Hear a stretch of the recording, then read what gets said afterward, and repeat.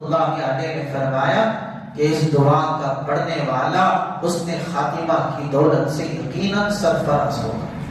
جو فجر میں مغرب میں پابندی سے پڑھتے ہیں، ظاہر سی بات ہے یا تو موت دن کی کسی وقت میں آئے گی یا رات کی کسی وقت میں آئے گی،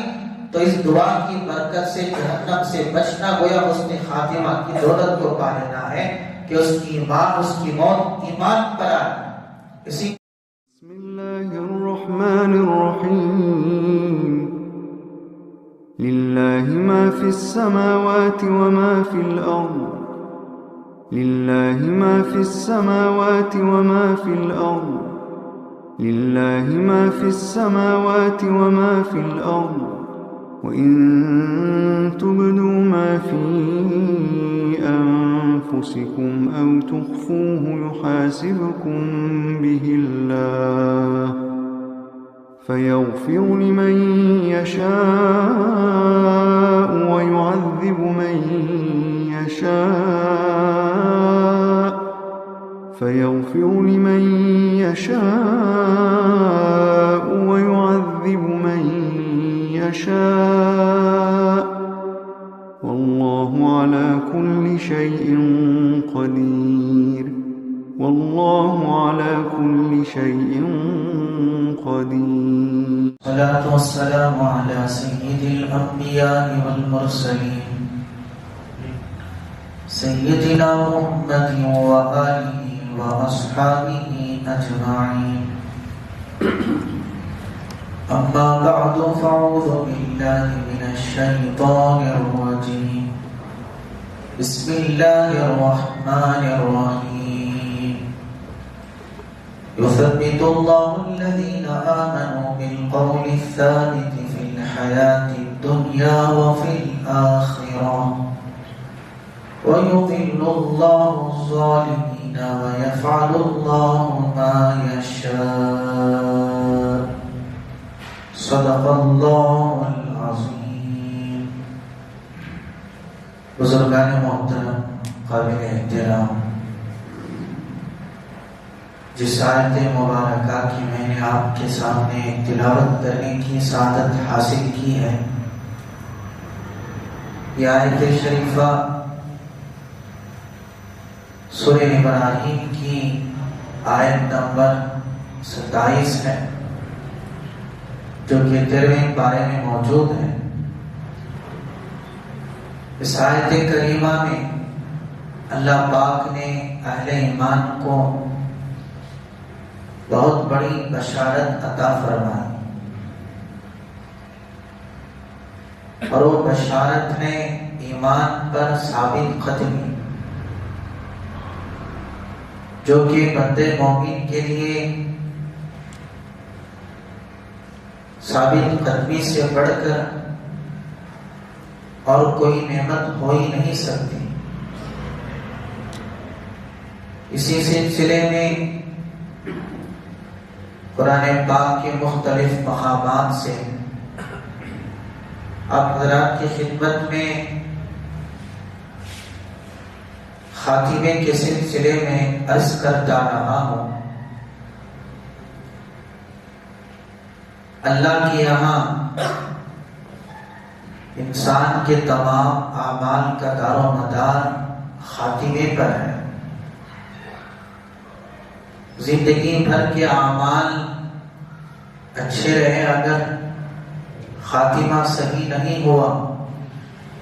تو زندگی بھر کے اعمال ضائع ہو جاتے ہیں۔ زندگی بھر کے اعمال برے رہے، خاتمہ صحیح ہو گیا تو پھر اس کی کامیابی میں کوئی شک نہیں، کوئی ڈاؤٹ نہیں۔ حضور اکرم صلی اللہ علیہ وسلم کا ارشاد کہ انما الاعمال بالخواتیم، کہ تمام اعمال کا دار و مدار خاتمے پر منحصر ہے۔ تو بندے مومن کے لیے بہت بڑی فکر والی چیز ہے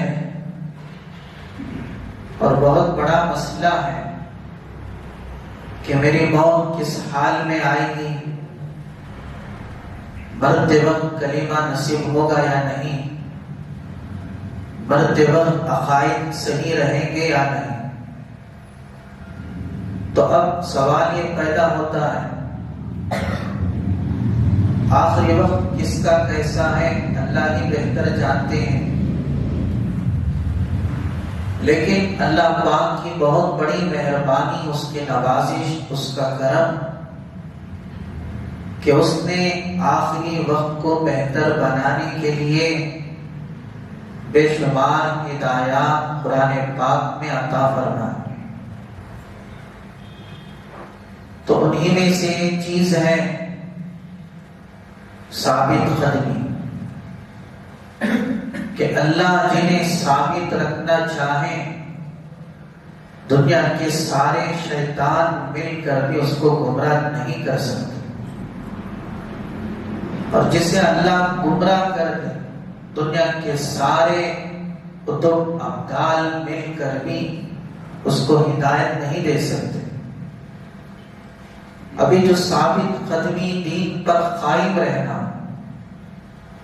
یہ دولت کس طرح نصیب ہوتی ہے؟ تو اس سلسلے میں سورہ ابراہیم کی آیت نمبر 27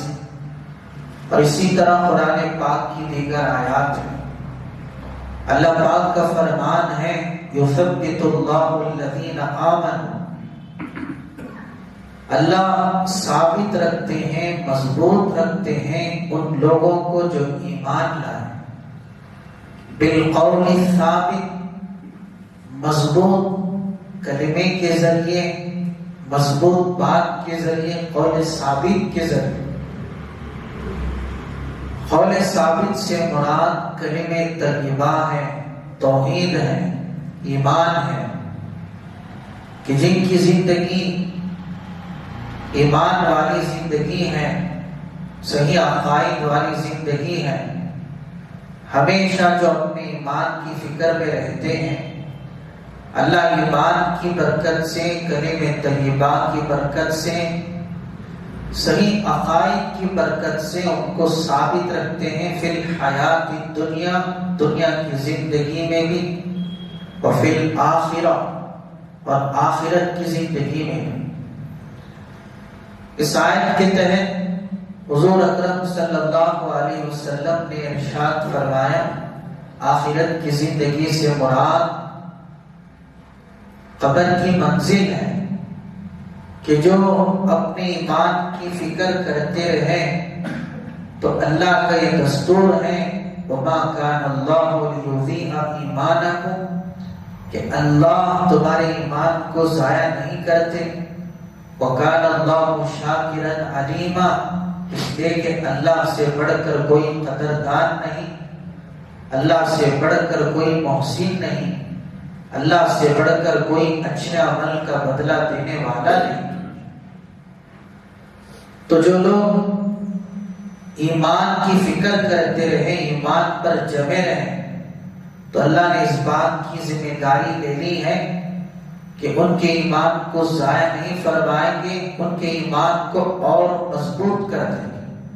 اور جما دیں گے. بالخصوص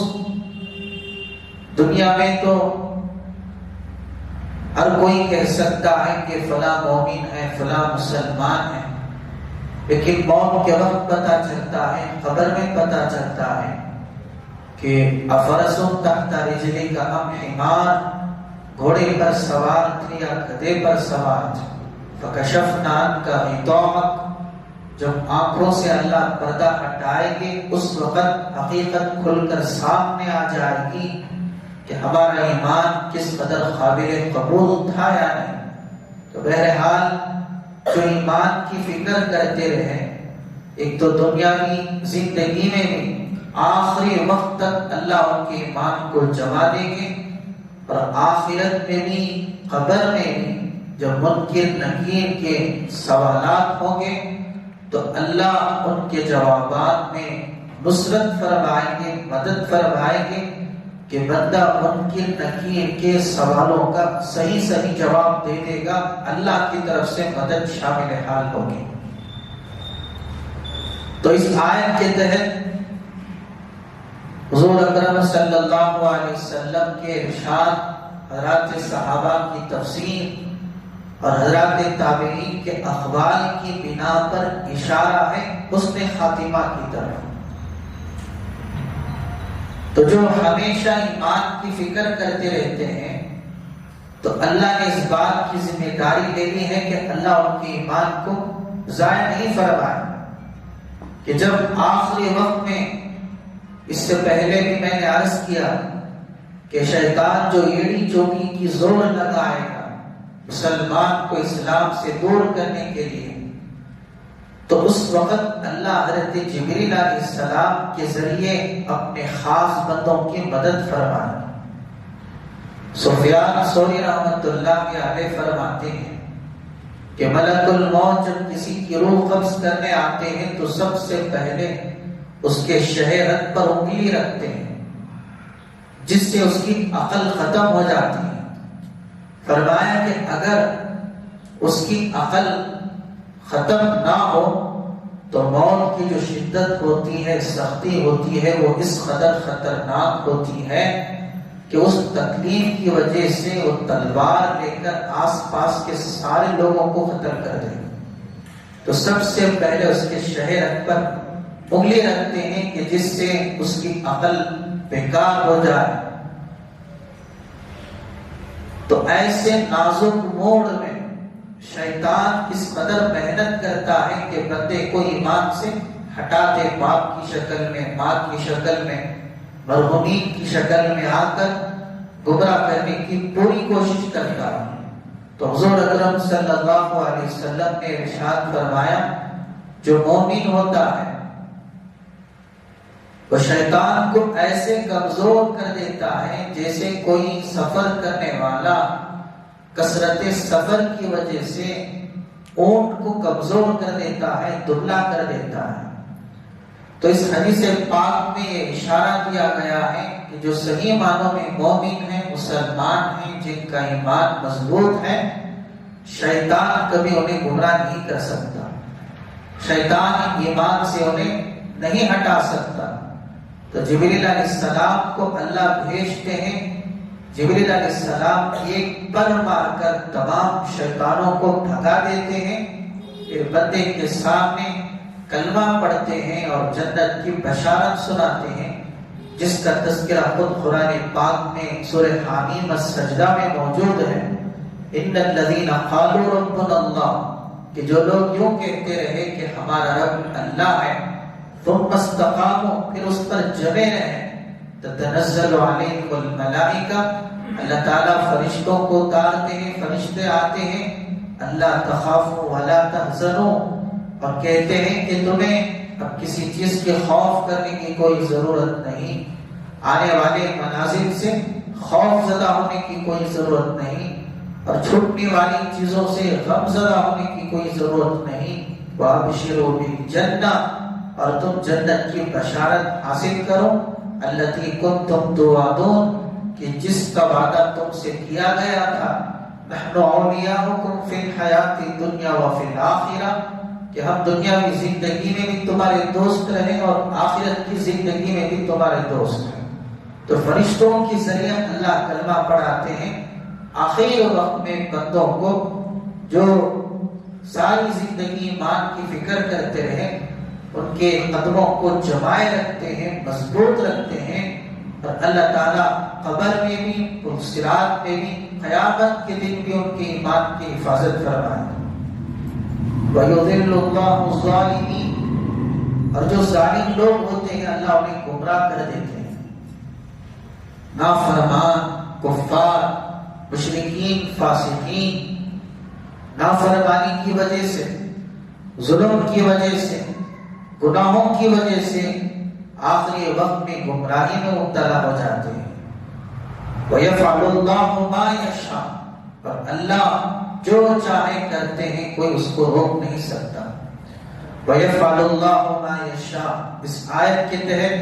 حضرت عبی بن کعب رضی اللہ عنہ، حضرت عبداللہ بن مسعود رضی اللہ عنہ، حضرت حذیفہ بن یمان رضی اللہ تعالیٰ عنہ نے فرمایا کہ جس کو جو چیز حاصل ہے اللہ کی مرضی سے حاصل ہے، جس کو جو چیز ملی ہے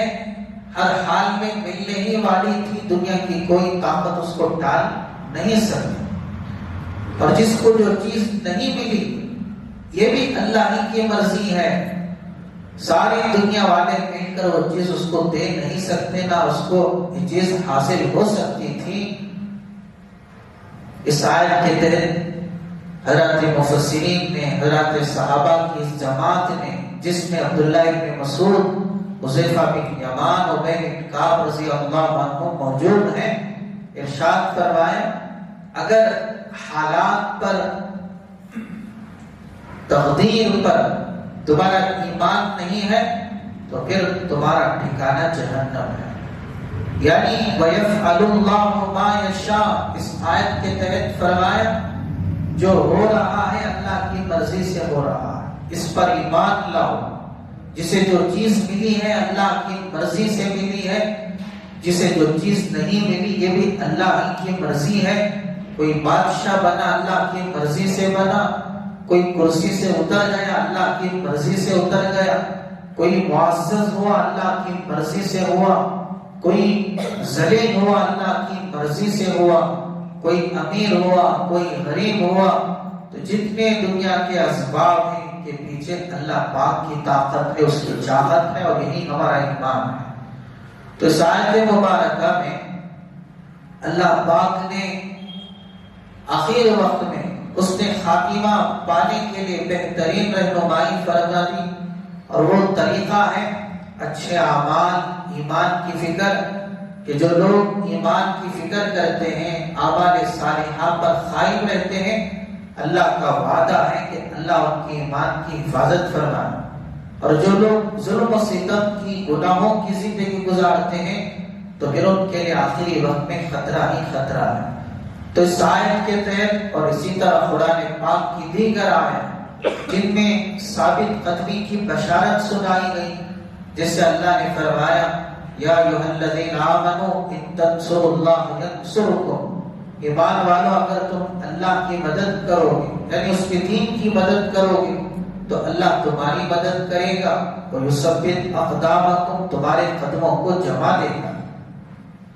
تو اس آیت میں جو اللہ کی دین کی خدمت کرتے ہیں، اعمال صالحہ پر قائم رہتے ہیں، انہیں ثابت رکھنا اللہ کی ذمہ داری۔ اسی طرح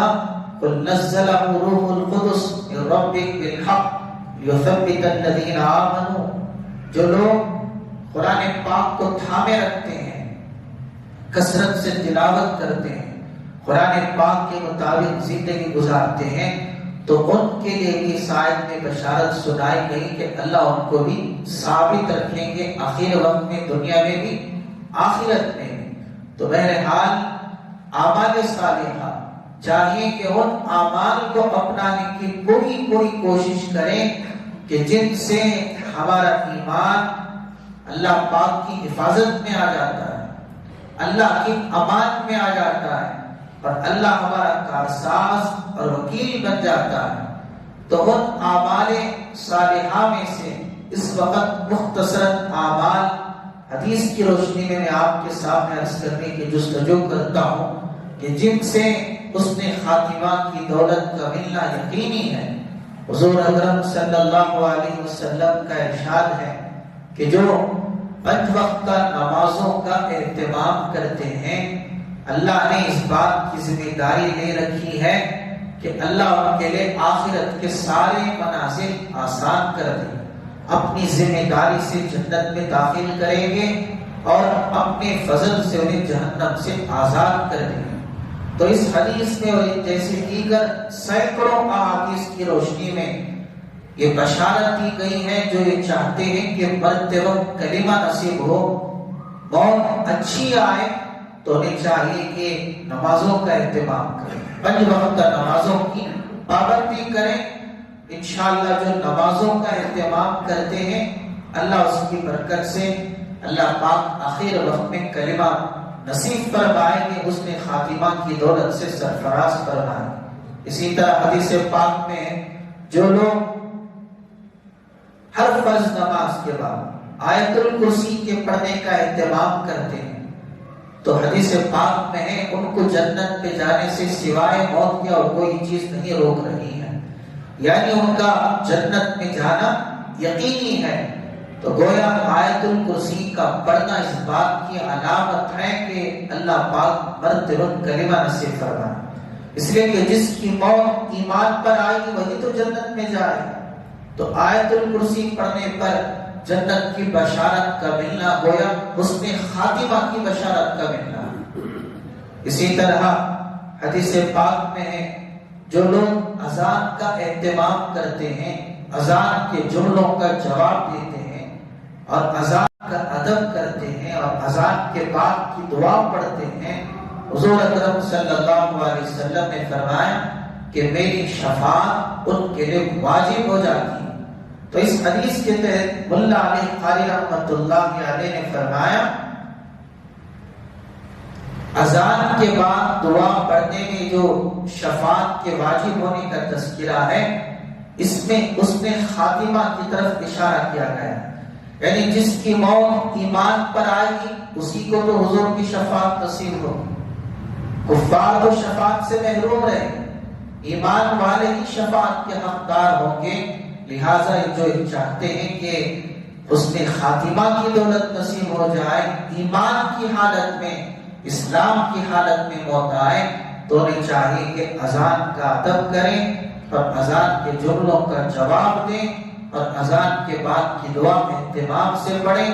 ورنہ ایک روایت کے مطابق جو اذان کا ادب نہیں کرتے اور اذان کے وقت میں دنیاوی گفتگو میں لہو لعب میں مبتلا رہتے ہیں، تو اس بات کا اندیشہ ہے کہ مرتے وقت ایمان سے محروم نہ ہو جائے۔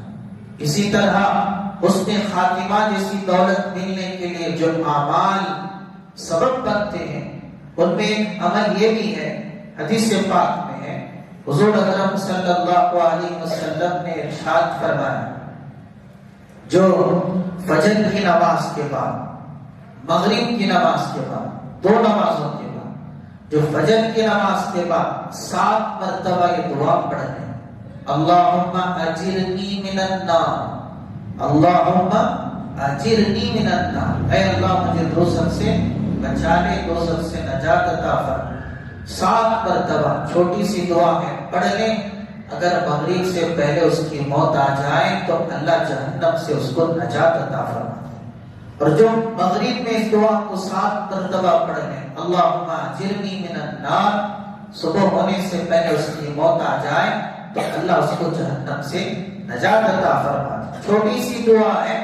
تو اس حدیث کے اللہ علیہ نے فرمایا کہ اس دعا کا پڑھنے والا حسن خاتمہ کی دولت سے یقیناً سرفراز ہوگا۔ جو فجر میں مغرب میں پابندی سے پڑھتے ہیں، ظاہر سی بات ہے یا تو موت دن کی کسی وقت میں آئے گی یا رات کی کسی وقت میں آئے گی، تو اس دعا کی برکت سے جہنم سے بچنا گویا حسن خاتمہ کی دولت کو پا لینا ہے کہ اس کی موت ایمان پر آئے۔ اسی طرح حدیث پاک میں ہے، حضور اکرم صلی اللہ علیہ وسلم نے ارشاد فرمایا جو لوگ دعاؤں کا اہتمام کرتے ہیں، خاص طور پہ دعاؤں کے سلسلے میں اللہ کے حبیب پاک صلی اللہ علیہ وسلم نے 24 گھنٹے کی زندگی میں کوئی لمحہ ایسا نہیں کہ جس میں آپ نے ہمیں اللہ سے مانگنے سے دور نہ کیا ہو، بلکہ ہر گھڑی، ہر پل، ہر لمحہ کوئی نہ کوئی دعا آپ نے سکھائی۔ گھر سے نکلتے ہیں تو دعا، گھر میں داخل ہوتے ہیں تو دعا، کھانے کے وقت میں دعا، کھانے کے بعد تب دعا، کھانے کے درمیان میں پانی کی دعا، حتیٰ کہ ہم بستری کے وقت کی دعا۔ تو اس ساری دعائیں ایسی ہیں کہ جن دعاؤں کی برکت سے بندے کے جو ہے ایمان اور اعمال صالحہ کی حفاظت کا ذریعہ اور سبب ہے۔ مثال کے طور پر حدیث پاک میں ہے کہ جو گھر سے نکلتے وقت بسم اللہ توکلت علی اللہ لا حول ولا قوت الا باللہ پڑھتے ہیں تو وہ گھر آنے تک اللہ کی حفاظت میں رہتا ہے، شیطان سے محفوظ رہتا ہے۔ اور جو یہ پڑھ کر نکلتا ہے تو شیطان کہتا ہے یہ پورے دن کے لیے میرے شر سے محفوظ ہو گیا. اب گھر سے باہر نکلنے کے بعد کہیں اس کی موت ہو تو شیطان اس پر حملہ نہیں کر سکتا. شیطان اپنے منصوبوں میں سازش میں کامیاب نہیں ہو سکتا. اسی طرح جو گھر میں داخل ہوتے ہوئے اللہ کا نام لیتے ہیں، شیطان کہتا ہے اب اس پر میرا جادو نہیں چل سکتا، اس گھر میں میرے لیے کوئی ٹھکانہ نہیں. کھاتے وقت، کھانے سے فارغ ہوتے وقت، غرض ہر موقع پر، حتیٰ کہ حضور اکرم صلی اللہ علیہ وسلم نے جو ایسی عظیم ترین دعائیں سکھائی. ابھی رجب کی دعا ہے، اللہم بارک لنا فی رجب و شعبان و بلغنا رمضان، کہ جو رجب کا چاند دیکھ کر یا رجب کے مہینے میں، شعبان کے مہینے میں کثرت سے اس دعا کو پڑھتے ہیں تو اللہ پاک اس دعا کی برکت سے نیک اعمال کی توفیق بھی عطا فرماتے ہیں، اور انشاءاللہ رمضان تک بھی اللہ ان کو عمر میں درازی عطا فرماتے ہیں تاکہ زندگی میں رمضان کے برکات سے سرفراز ہو جائیں. اسی طرح حضور اکرم صلی اللہ علیہ وسلم نے ایک دوسرے کو سلامتی کی دعا دینے کی جو تعلیم دی، آپس میں ملاقات کریں تو سلام کریں، مصافحہ کریں تو مغفرت کی دعا کریں، کسی کو مسکراتا ہوا دیکھیں تو پھر اس کے لیے دعا دیں. تو غرض جتنی دعائیں اللہ کے نبی نے سکھلائی ہیں، جو ان دعاؤں کا اہتمام کرتے ہیں انشاءاللہ اللہ انہیں بھی حسن خاتمہ کی دولت عطا فرمائے. دیکھیے جب آپ کسی سے رخصت ہوتے ہیں تو کیا پڑھتے ہیں؟ استودع اللہ دینکم و امانتکم و خواتیم اعمالکم، کہ میں اس حال میں تم سے جدا ہو رہا ہوں کہ اللہ تمہارے ایمان کی حفاظت فرمائے، تمہارے امانت کی حفاظت فرمائے اور تمہیں بہترین موت عطا فرمائے. تو ایک ایک دعا پر بھی آپ غور فرما لیں کہ ان دعاؤں کا پڑھنا بھی حسن خاتمہ کو پانا ہے. لہذا زندگی میں چھوٹی سی چھوٹی دعاؤں کا بھی جو ہے نامہ کرنا یہ انتہائی بدبختی والی بات ہوگی، بلکہ چھوٹی سی چھوٹی دعا کا بھی اہتمام کرنا ہم اس طرح سیکھ لیں کہ بتا دیں کس کی دعا کب ہمارے حق میں قبول ہو جائے. خاص طور پہ آخری وقت کے لیے ہمیشہ اللہ کے حضور میں حسن خاتمہ کی خود بھی دعا کرنا اور دوسروں سے درخواست کرنا بھی کہ اللہ والوں کا بھی طریقہ رہا. سفیان ثوری رحمۃ اللہ علیہ کے بارے میں آتا ہے کہ جب بھی ابو جعفر رازی رحمۃ اللہ علیہ فرماتے ہیں ابراہیم بن ادھم رحمۃ اللہ علیہ کی خدمت میں جب بھی سفیان ثوری حاضر خدمت ہوتے تو درخواست کرتے کہ آپ میرے لیے دعا کریں کہ ایمان پر مجھے موت آئے،